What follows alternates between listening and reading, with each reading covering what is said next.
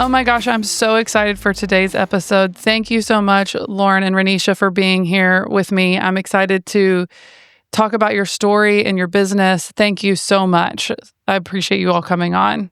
So, we always start our episodes with the same question, or at least we have been in season 2. And it's taking us back into high school. It's your senior year of high school. You're about to graduate. Um, and what do you think your life will look like? What are you seeing? Where are you about to head? Where are you in that moment in time? And we really like this question because, you know, it shows how we evolve as humans, right? And so we want to put us all the way back in little Lauren and Renisha's body and tell us where were you in high school and what were you thinking the world was going to look like? So, Lauren, why don't you take a second to tell us first? I'm laughing because with the tornadoes the other night, I was literally sitting in my mom's basement looking through high school photos of myself. Yeah. So I got a great visual. But senior year of high school going off, so I grew up in Paducah, Kentucky. So I was in a small town. I went to a very small Catholic private school. There was like 46 people.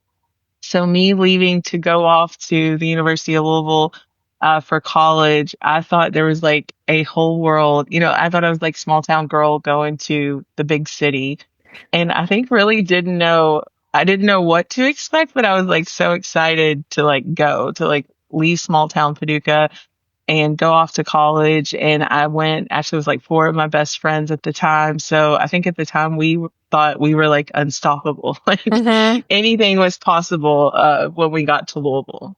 What were you planning on studying if you were headed off to school? Yeah, so I've always loved like being in the helping profession. Like, my first job, like I was a lifeguard and everybody else wanted to work at like the big pool in the middle of the city. But there were these small pools in the middle of neighborhoods. And I always wanted to go to like the smaller pools in some of the like lower income areas and work at those pools because you got to get down on the ground and like hang out with the families and you weren't just like sitting up in this like high stool, looking down on everybody with no interaction. So I definitely was going off to study criminal justice. I knew that I wanted to work. In a juvenile detention center or be a juvenile court attorney. Wow, And that's very specific. yeah. So I worked, I think senior year, I had an opportunity to do teen court through my high school, which was like mock trial and stuff like that. And that's what got me interested in going into like that field. That's amazing. And so the same question for Renisha, where were you and what was the big world vision for your life but you were a senior in high school? A senior year in high school, it was a lot. I remember a lot of drama, a lot of back and forth, personal issues, family issues, the guy I was dating, drama, every kind of We all high have school one of those drama. people. It was like, Yeah. yeah, senior year. I'm like, what was I thinking? Yeah, I should listen to my mom.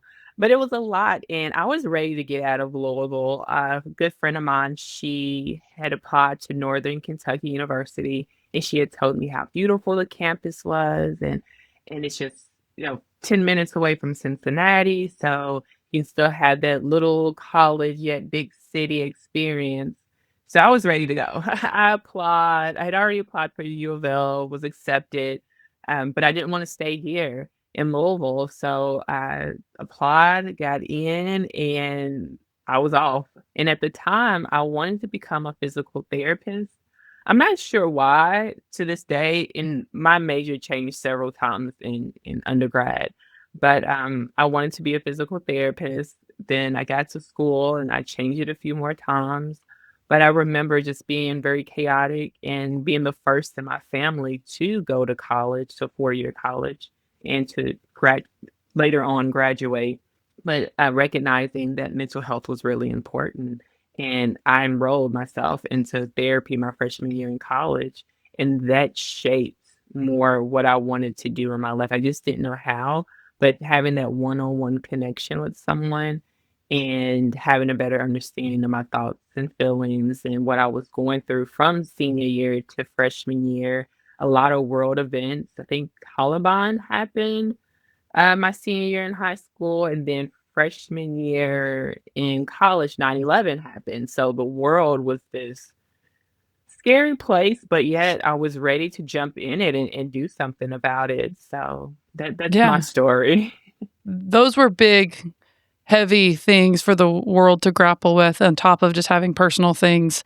And I can see how going through those and then, having the fortitude to enroll yourself in therapy in college is important. And how important are those mental health services available at campuses, right? Like my college roommate sought out therapy in college, and I wish I would have. I think most people, once they have been to therapy, wish that they would have done it sooner. Once you've Right, right. experienced that.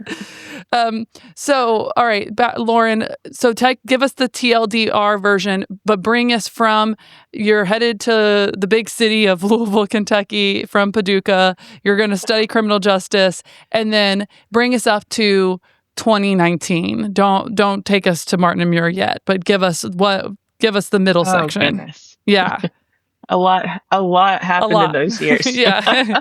So 2003 to 2019. So I came, like I said, I came to U of L with my four best friends. I think a huge part of my story, kind of what I failed to mention, is I grew up in Paducah with my mom. My dad wasn't involved, although I had an amazing stepdad who raised me. But I grew up in an all-white school in a very white world. So even though I thought I was ready to jump into U of L, I went to U of L, and I remember very vividly, like the first day of school, I always tell people, like, I went to the SAC, like the Student Activity Center, and like all the white students were on one side and all the black students were on one side. And I was like, what is happening? Like I'd literally never gone to class and had other people that looked like me in my classroom. So it ended up being culture shock along with, I had years, same kind of similar to Ranisha, of trauma that I'd never dealt with. I grew up in a house, witnessing a lot of domestic violence and everything that goes along with that. So first year of college, partied my ass off and lost a full scholarship, got arrested and got kicked off campus. You know what? I'm so glad that you're like telling that story, and like we can laugh about it now, right? Like years later, because like Absolutely. but at that moment, I'm sure you felt like the world was falling apart, right? Yeah, my mom, Yeah. yeah, my mom was going to kill me. She was going to kill me. So I actually moved back home to Paducah the summer after freshman year. Went back to U of L. Long story short, got it together.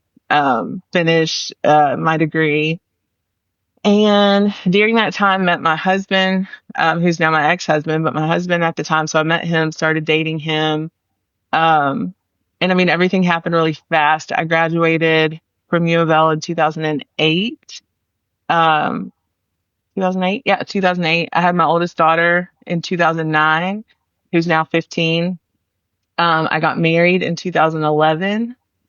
That around that same time, I started my master's program in counseling. So after college, I went and worked for juvenile court for a little bit, and it was just basically pushing paperwork, and I hated it. So a good mentor of mine, got me a job at CPS. I went and worked for Child Protective Services, loved it, because I love really, like, again, like being in the home, working with families, getting to know people, but it just didn't pay a lot um, at the time. And so I had my older daughter that was, yeah, 2000, or got married in 2011. Then I got pregnant with my now twins who are 11. And so I left CPS, went and worked for Humana, started my master's program in counseling. And that kind of came about because when I was working in juvenile court, I worked with an in-home therapy team, and I used to call them miracle workers. I'm like, oh my God, these people are miracle workers, because you literally saw how they changed people's lives. Mm-hmm. And so I went back and got my master's while I was pregnant with the twins. I mean, it was a whirlwind. So that was December of 2014 that I graduated. And my twins were like 9 months old. That's And then so from there, impressive. oh my gosh, like, listen, looking back, I'm like, how did I even do that? But it happened. Um, and so straight from there, I went and worked at a private practice agency that did in-home therapy. And I worked there until like 16, 17, and then we'll get to that part later. So Yeah, Yeah. that's kind of the So were they highlight. mostly children? Were you doing mostly in-home children's therapy, or did it Yeah. span ages?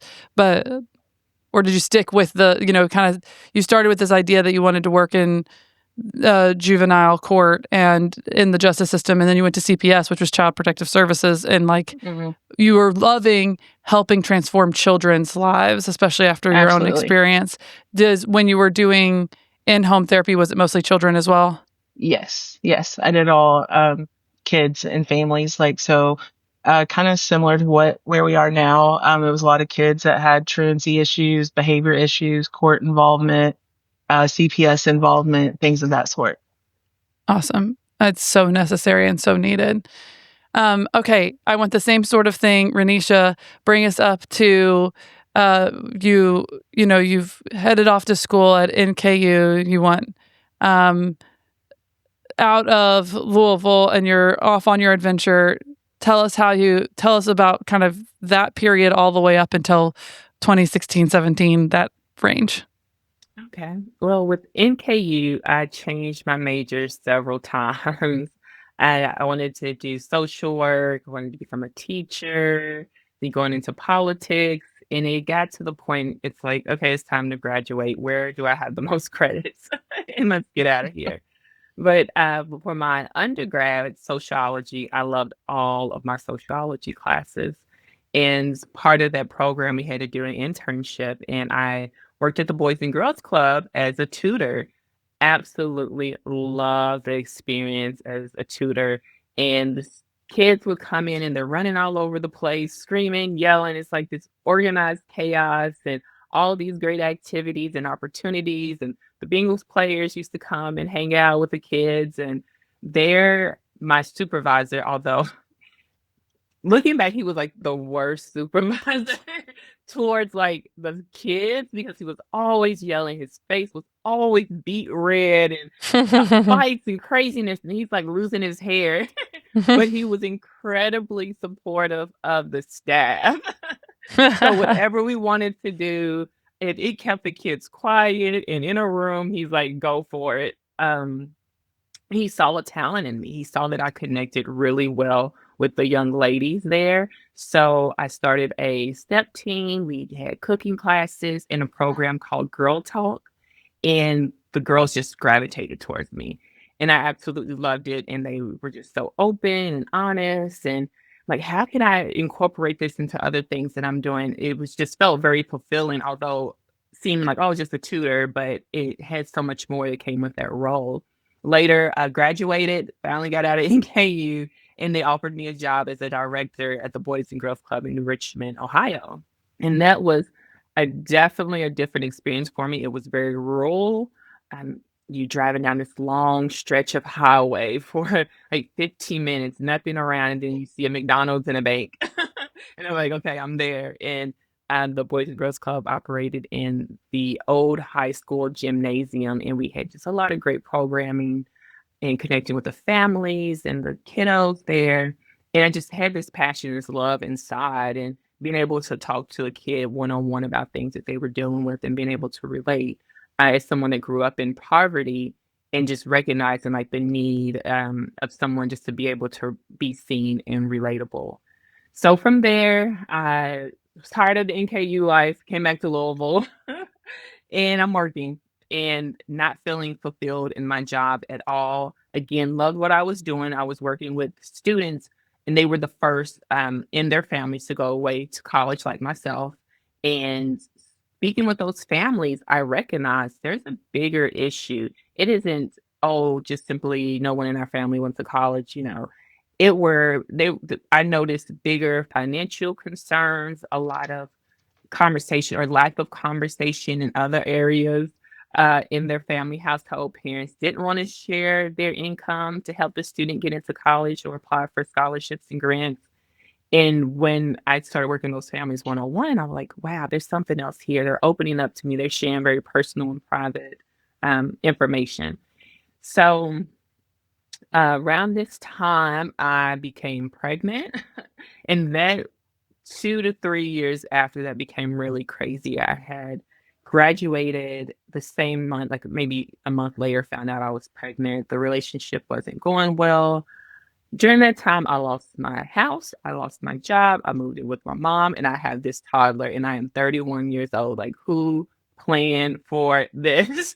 Like, how did I end up here in life? But moved in with my mom, started, kind of, and that's kind of where our Lauren and I worlds start to kind of intermingle. But getting back on my feet and doing contract work, but yeah, it was a tough time, but again, I felt all of those things and pieces were building me up for this moment. That's amazing. And I love how authentic and transparent you're being, both of you, about your stories. I think that oftentimes people, they keep it corporate, right? They don't necessarily see the whole picture of someone. And it's one of those things that I've even experienced in my career. I've had a lot of traumatic things happen over the past 5 years, and I've just had to keep going, right? And you just have to keep going. I heard you say, like, I don't know how I had twin 9-month-olds and finished my degree. Like, those are real parts of people's lives, and you overcame that. And at the time, it probably really sucked. Like, and you're talking, Ranisha, about what you've went through in that period of your life, and looking around being like, I'm 31, how did I get here? And I think business owners, entrepreneurs, people who are even considering these things, they sometimes miss the hard stuff that happened before you got where you're at now. And those moments and those hardships created the people that I know who are super full of perseverance that I've gotten to know over the past couple of weeks. So as we prepped for this episode. So, all right, you're now your all's paths are starting to converge. We're in 2016, 17, 18, somewhere in there. You all can tell me, how did you all meet? Yeah, so we actually met in grad school. We went to the same grad school. Ranisha was just a year ahead of me, year or 2 years. Yeah, she was a year ahead of me. So we met there. And then after Ranisha graduated, she went and worked at an agency. After I graduated, I went to an agency, and then she was looking to leave her agency and came over to the place where myself and some other people that we had went to school with were working. What gave you all the inkling that, like, hey, we want to be entrepreneurs, we want to start our own practice? How did that come to be? Yeah. That was another traumatic. Like, we can do this shit. Like, we can do this better. We could do this better. The place we were working was not working out so well. Yeah, but I mean, that can be an entrepreneur impetus. It's like, there's got to be a better way to do this, right? Yes, yeah. That's exactly what it was. Yeah, so it was. Ranisha was like, "We can do this. Yeah, we should just start our own." I'm like, "What? Like, how are we? We know nothing about starting a business. Like, what are we gonna do?" So Ranisha, you're the one who like verbalized it first. Yeah. It was in the parking lot at TJ Maxx. Yeah. All Taylorsville. Like, Lauren called me. She was like pissed. And then an incident had happened, and we were just like going off about the incident. We had already had several other situations that happened that just didn't feel comfortable, and it didn't feel safe working there. So Lauren was upset, and that was it for us. Like, we are done. We can do this. And she's like, how? I'm like, I don't know, but we can do it better than this. We're going to call an attorney, and we're going to figure this out. That's where you turned first. So, like, all right, you all have an idea. You're going to do this. You're going to create the same kind of agency that you all worked at, or you're going to create a new practice. Who did you turn to first? Where did you figure out how to start a business? So I think, so part of the key part of this too is we had a really unique experience of coming out of grad school, being therapists. Like Ranisha said, we were doing contract work for this agency. This agency was a new agency. It was right around the time, I guess, so Obama, right? Yeah, Obama was president, and Medicaid expanded. So it allowed people to open up these type of practices. So because this agency was so small, we got to see a lot of things that if you went and worked for a big community health organization you wouldn't get to see, like how to do the billing, how to go through an audit, how, just all the things, prior authorization, all of this stuff. We saw like the ins and outs of You how were to run that exposed. business. Yeah. We're exposed to all that because things were getting so bad at that agency. And through our connections, there was another therapist and a case manager who were going to branch off and open their own. And they asked me to go over there with them. So I had already like gone over to take case there. And like we literally, then Ranisha and some others at that agency came too. And we like taught that woman how to, Yeah. how to open a practice, Yeah. And because we had that was learned kind it. of our Yeah. And that was our plan. Let's work Yeah. at as many agencies as possible as contractors, learn the different styles, learn from the bigger agencies, learn from the Hmm. smaller. We've helped quite a few, people start their own. So we were able to see and get exposed to a lot of different um, ways of doing, spinning the wheel, what Hmm. worked, and we were able, and we sat down and we're like, okay, what worked at this agency? What did you like What didn't? when you worked there? What didn't work? What can we do better? What makes sense for us? And we were able to put the pieces together and form what is, Martin and Muir counseling. Hmm. Right. And if I Hmm. remember correct, you all started Martin and Muir in 2019. What took you from contracting to really starting Martin and Muir, and when was that? Well, we actually started before 2019. It was just Lauren and I, and it was just an idea. And we were doing groups in the schools, but we were contracting through our very first agency. But with Lauren and I, we just naturally collaborated really well together. And she's working with the mom, and she was like, "Hey, Ranisha, this family needs a therapist for their daughter and son. Can you work with them?" Great, awesome. So I'll work with the kid, she'll work with the parent, or she'll work with wife, I'll work with husband. And we just kind of collaborated in that way. And then one of the schools asked to do groups, and we're like, okay, let's do groups. We built our own curriculum, and the school was actually asking for us. They're like, no, we want Renisha and Lauren. So we're like, okay, we have something. Hmm. And although we work for this agency, they're not asking for the agency. They're asking for the unique talent that we have and what we bring to the table.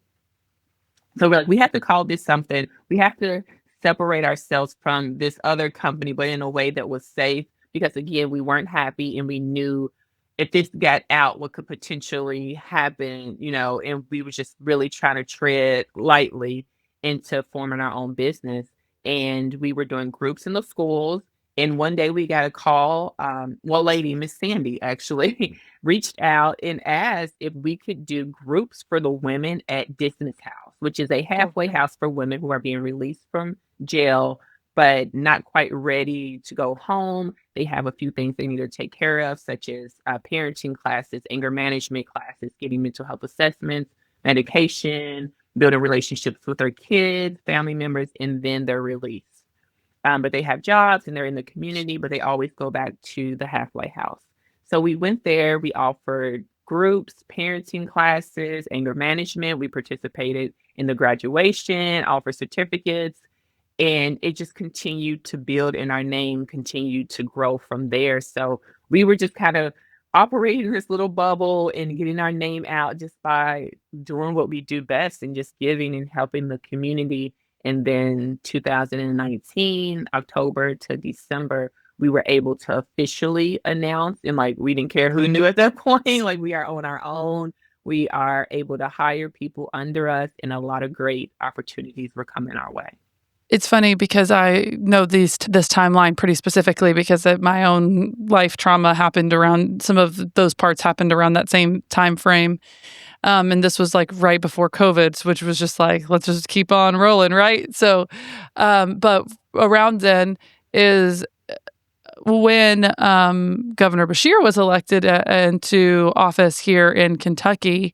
And I remember just they're just being just slightly different. The community as a whole was going through a shift at that time frame as well. And this was right before COVID happened. And so I want you all to tell this part of the story specifically. So why don't you guys kind of bring everyone up to speed, because you all have started a practice that is now very public. You've been doing it stealthily, but it's now very public. It's late 2019. We're headed into 2020 in Louisville, Kentucky. Again, it's just so funny to look back at all these things. But yeah, so October 2019, we were like, we're going to hire some, we have therapists and case managers. And so we hired a team of people. I remember we did our training. We had an office over at Melwood Arts Center. We did our training. Everybody, came in and we were like ready to do this.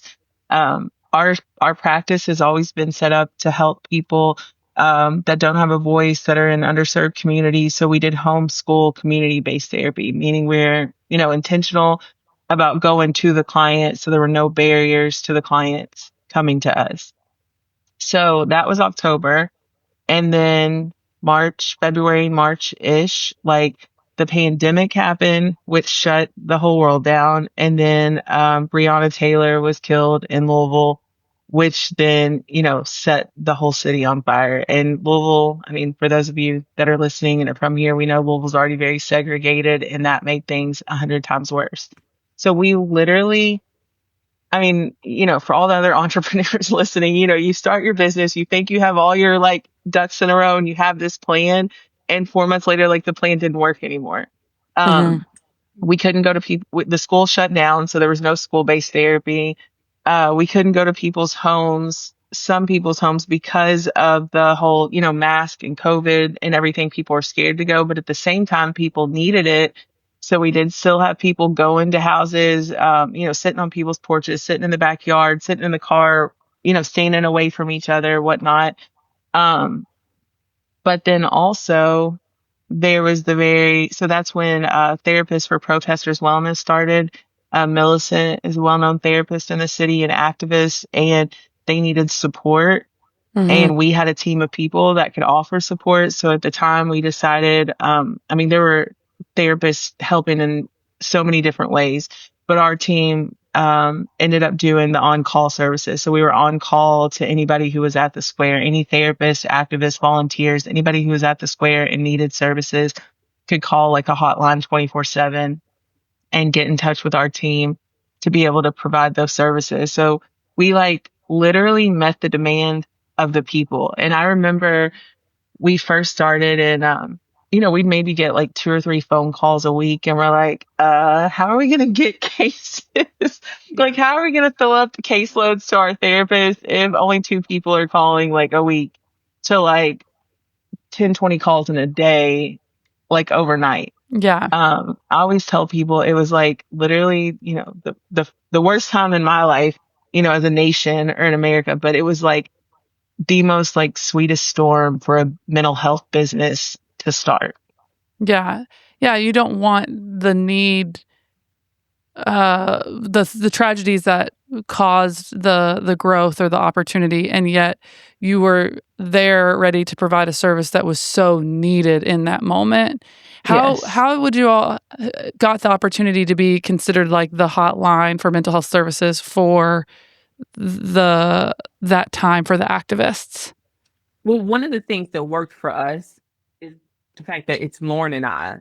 All the other Right. agencies, they close their doors. They have to meet with their board. They have to get in contact with all the licensure boards and have these meetings and vote and all this formal stuff. And Lauren and I was like, are we keeping our doors open? Yes or no? We're going or not. Right. You're Yeah. like if our team wants to serve, then we're here. This is what we do. This is our moment. And I think because we were able to step up when everyone else was shutting their doors, we just slid right into that, and it just fit perfectly for us. And people were contacting us. We're super involved in the community, so you always catch us at an event or something involving whatever's going on in the community. Our ears are and boots are to the ground. So I Hmm. think just naturally people reaching out or someone's looking for someone, and we were ready and able, and our team are great. Like it's us, but we have an entire team, and I think people tend to Right. forget that, of Hmm. individuals from day one of being official behind us that have pushed us through everything that we've gone through. We don't do this alone, and it's not easy, But our team, they were like, no, give me a mask, give me hand sanitizer. We'll go to the client, we'll sit on the porch, we'll talk from the car. And they never stopped. So if they're not stopping, our community needs us, we're going to keep going. So Mhm. that, I don't know, just no one particular, no certain. It's just everything was aligned and we were You ready rose to to the go occasion whenever. and you put the foundation in place to be able to do that and pivot to the need Mhm. at that time. And I think it was like, looking back, we probably didn't even, necessarily like soak that in at the time. But like, Yeah. again, it was like Medicaid expansion had happened. So now you started seeing these different smaller agencies pop up. But they're also, I think around that same time, there was a wave of Black therapists that graduated and got licensed. And that was kind of a first. You didn't see that. I mean, there may have been one of us like, here and there, but you didn't see several. So then for two women, especially like two Black women to step out and open a practice and now have 5 to 10 Black clinicians all operating at one place, that was a big deal. I mean, it still is a Yes. big deal now, but that It's was still a big definitely a deal. big Yeah. deal 10 years ago.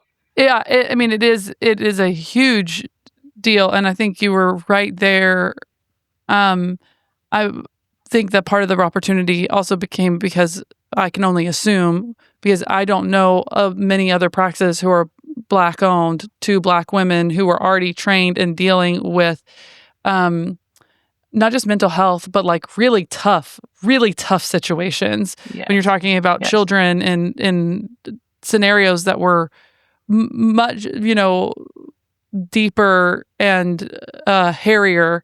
And so that training had prepared you all for it. The training that we've had and all the experience we've had has definitely led up to this. And I don't think we knew at the time, like, oh, there's this free training. Oh, let's get trained. Or in our all those things and all those pieces brought us to this point where we are truly ready. I never thought that I would be a trauma, therapist. That wasn't on the radar, but the community needed it. We got trained and we equipped ourselves with the tools that were needed to fight this battle of mental health in our city.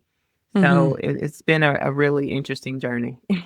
Earlier, Lauren, you made an observation, and it had nothing to do with the story, but I want to tie it back in. You'd walked into the SAC, the student center at U of L, and noticed that like the half of the room was the Black people on one side of the room and white people were on the other side. It was almost like a foreshadowing. Did you realize that you might end up becoming, probably not then, but you know, as you all stepped up, you ended up being leaders in race relations, even like in whole subjects beyond mental health, right? Like it. Right. Talk a little bit about what that was like becoming community leaders around something that was horrible and a conversation that needed to be had. And I'm so thankful that such positive things could be had conversations around what happened to Breonna and how horrible it was for it to happen and just everything that happened in our city, but at our country at that moment in time. And you all were basically called upon to not only support the needs of your own, of our own community here in Louisville and Mhm. of Black Louisvillians, but then also be race relations people on a much bigger scale than you were probably ready for. So, did your experience kind of growing up in a wholly white community and then coming to Louisville and making that observation, like Mhm. how did that prepare you for ending up being advocates and community builders on such a sensitive topic? Woo! That was no, that was Big. loaded. No, but It was I think big. yeah, no, for sure. No, I've had to do a lot of like just soul searching and healing and figuring all of that out for sure. It definitely foreshadowed the future, which I hadn't really honestly thought about it in that way until you just said that or kind of correlated the two. But I think that like for me, yes, there's like I think that I now know at 40 years old, there was like a bigger purpose to like my whole story of being biracial. And there's no like secret, like I love bringing people together. And so I just kind of go through that. Like that's like my purpose of being here is to bring people together and also just to advocate for the people that don't have a voice. And that goes back to my own, childhood story of feeling like I didn't have a voice. So like, I'm going to make damn sure that everybody else does. You know what I Mm-hmm. mean? Um, and so I think, like you said at the time, we were so not ready because also what that kind of the other part of what we do now is when that happened and everything went virtual because we were in COVID, but then, like you said, all these other tough things were happening in the world. Everybody wanted a speaker about it. Can you come talk about mental health? Can you come talk about Black mental health? Can you come talk about trauma? And so we're like, sure. Like, Yeah. like, and that, those online Zooms to 2020 have now turned to like, we spoke on stage at like the ESPN Sports Symposium on Black mental health in Atlanta, Georgia, like in the Mercedes-Benz Stadium. You know what I mean? Like, just now we speak all over on all kinds of topics, and our practice has grown so much to serve like all of Louisville, and that's the journey of where we are, like to make sure we serve everybody, but like our Mm-hmm. passion and roots will like always lie in serving the Black community and making sure that people have a voice, and that stigma goes away so that everybody recognizes that they can get the help that they need. Yeah, absolutely. And Renisha, your thoughts on like almost it's not an overnight because like your whole story built you to this, but of becoming that advocate in not only our community but on a national stage for race relations, Black mental health, being back women having to build the bridge. Um, Anything that you want to just kind of reflect on? Yeah, to what you were saying and listening to Lauren speak, and I'm all these memories and moments are popping into my head and friends that I've had growing up, and I've had such a diverse group of friends, female friends growing up my whole life. And like I think those relationships have made it easy for me to navigate through a lot of different circumstances, being the only Black woman in a room and being able to speak uh, and speak in a way that is palatable for all people to hear at times, and really being able to lay the truth out and being able to just communicate and be there for people and support when someone truly doesn't know and needs that extra push, to understanding. So I think all those things have happened. I'm even thinking about a book we had to read in grad school. Why are all the Black students sitting together in the cafeteria? And reading that and that book resonating with me, and then understanding like the reverse of that story, and being able to just not educate myself through reading, but my personal experiences, Mm-hmm. and then connecting with other people and learning from them, and just truly hearing a person's story and how did they come to be, whether I agree with it or not. Everyone has a story and everyone needs to be heard in all these different circumstances and situations. Because I know people will look at us and not even think like, what, you guys been through something? And people like, you seem like polished and put together and you know all the answers, but I'm human and I did not get here by myself. And I tell people this all the time. I didn't get here by myself. It's been the help of family members and friends and living just a true, authentic life. Like, this is me. If you know me, if you're around, I'm an open book. I will say it. I will do it. I will, and all those pieces, and thinking about all these people, like faces are coming to mind as we talk, Mm-hmm. and articles that I've read and people I've sat with, and like, wow, it's come to this moment. It's brought us to this moment. It is a very beautiful thing to have experienced. Yeah, I think that that is beautiful in itself. And most people who have come to this point and self-made success or whatever that might mean or be walk through the fire to get there, right? There's not Yeah. many people who don't have some real trials and tribulations and might need mental health services, but also need to take that moment to look back and process that and see how it got them there. And it's like so beautifully correlates with not only your stories, but also your business and how you all have what you've built. So tell us about Martin and Muir now and how We'll start there, and then we'll end up going to how you all became serial entrepreneurs once you got the bug. But let's start with, where is Martin and Muir, your practice now, and what do you provide? What is the services and what you've built? Gosh, now we are booked and busy now. Mm-hmm. We are beyond, I'm proud of what we've created, but now we are moving into the consultant space officially. I feel like we've always, before we were Martin and Muir, we were consulting and helping people with their businesses and consulting on just different avenues in psychological wellness in the workplace. But now we're going to make that official. We're going to definitely separate the two, the counseling from the consulting. And we have a couple projects on the way in that regard. So that's really exciting for us. And we're still providing individual, family therapy, um, couples therapy, art therapy. We have a new space on Baxter Avenue that is just gorgeous and beautiful. And we are just turning that into just a space to do other things, wellness, and bringing more wellness practices into the agency. We're always collaborating with different groups, grants coming up, but we're still centered in our individual, meeting our client where they're at. We're still providing the school, going to the homes, workplace, wherever there's mental health needed, we are there. Well, you said you have like the counseling side of the house. There's lots of different therapies, and both insurance based and self pay, correct? Yeah. And then you all Yes. even expanded. Like, how many therapists do you kind of have in your orbit? And then, because the company's grown quite a bit, and then you've recently even added on like medication management. So like you kind of just keep growing your practice, right? Like, it's pretty large practice. So tell us about it at the moment, Lauren. How many people do you have?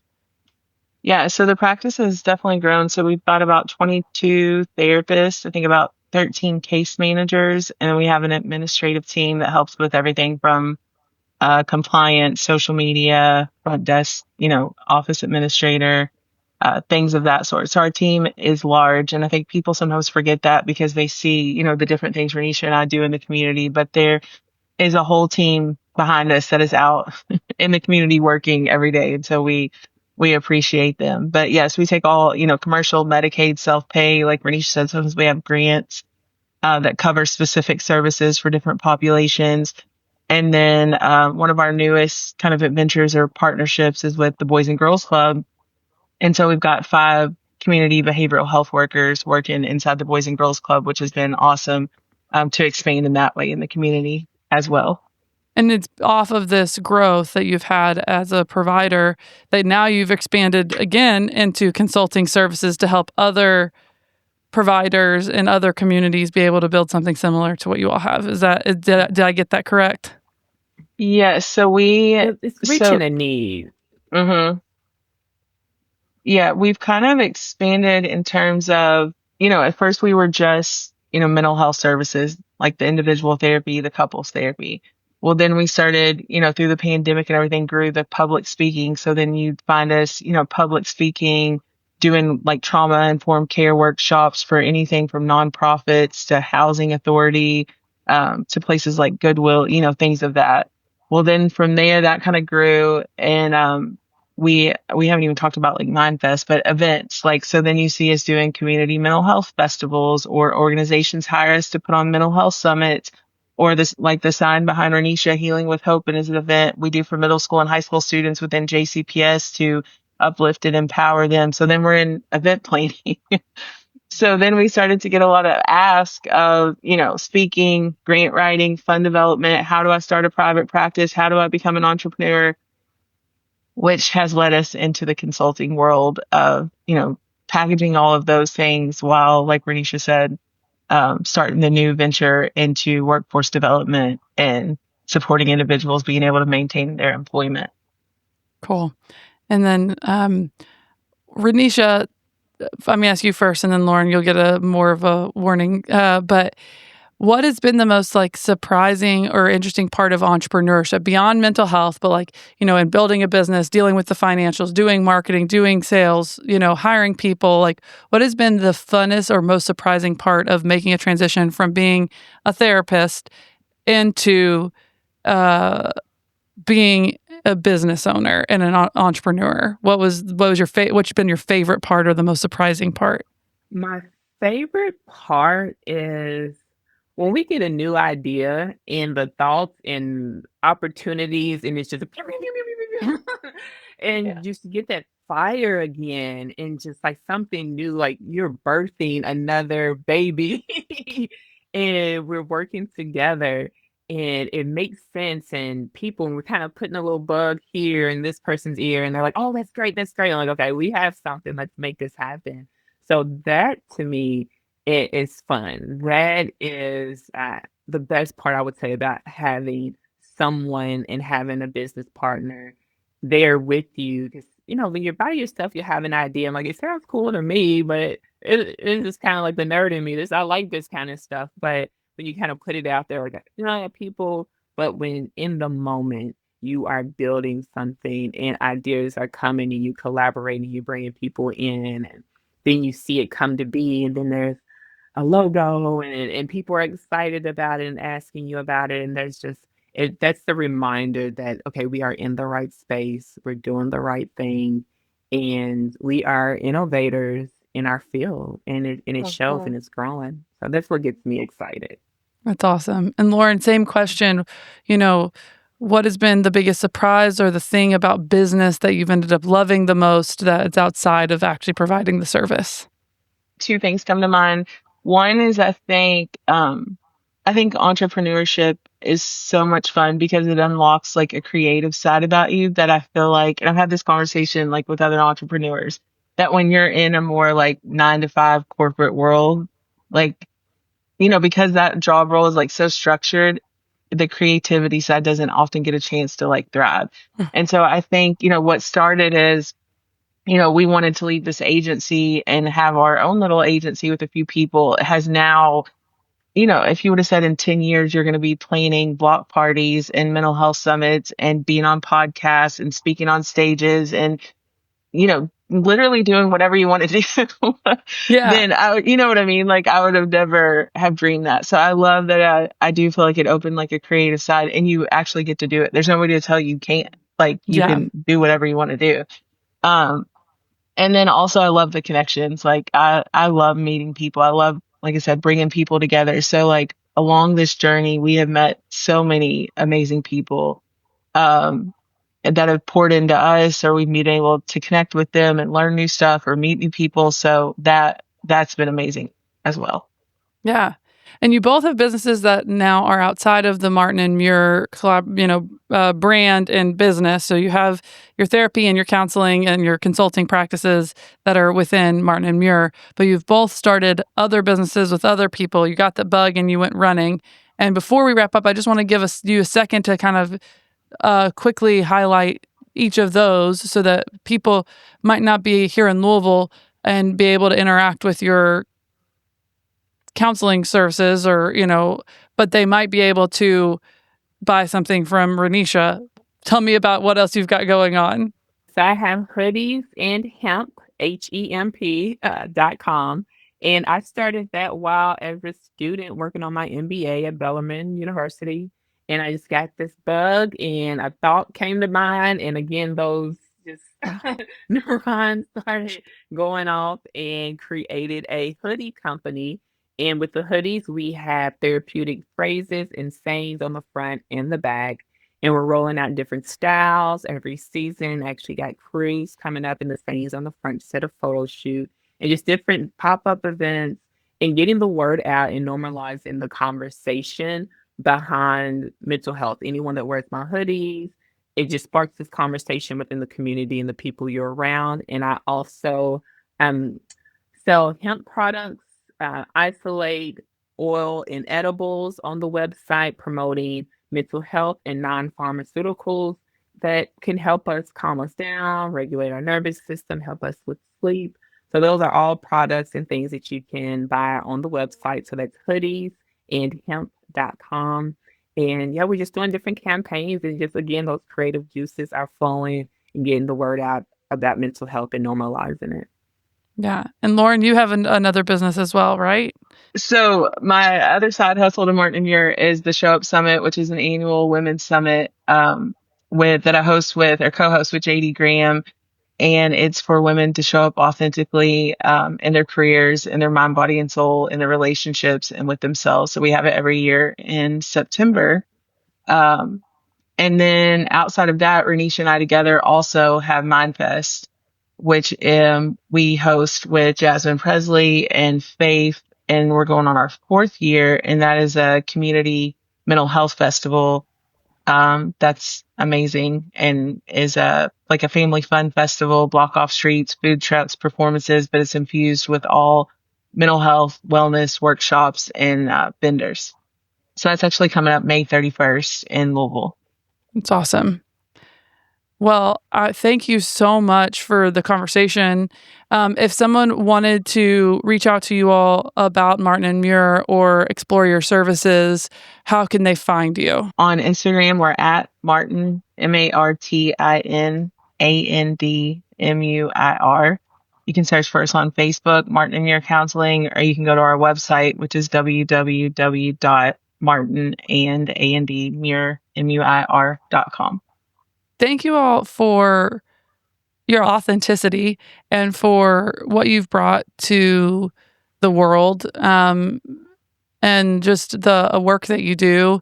It is just not only so necessary, but it's out of like this place of kindness and love that makes it really unique, and it's probably one of the reasons why it's grown so fast. So I just appreciate what you've been able to bring, and that you've shown up both locally and nationally to talk about something that is difficult. And we are just so lucky that we have you. Like, we are so lucky for what you have brought and everything that you've done. So thank you for talking to Renegade Ventures. Thank you for being on the show, and for making a different path as entrepreneurs, because we needed your business. Well, thank you so much for having us.